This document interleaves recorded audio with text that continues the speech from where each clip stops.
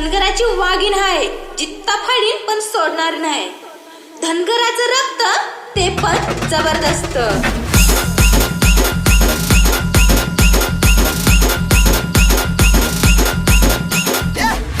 सत्ता मिळाली म्हणून राज्य करणं सोपं असतं, पण जनतेला आपल्या कुटुंबासारखं जपणं हे फक्त महान राहुल पंढरपूर अशाच एका आदर्श राज्यकर्तीचं नाव श्लोक अहिल्याबाई होळकर, ज्यांनी दुःखाला आपली ताकद बनवली आणि जनसेवेला आयुष्याचं ध्येय.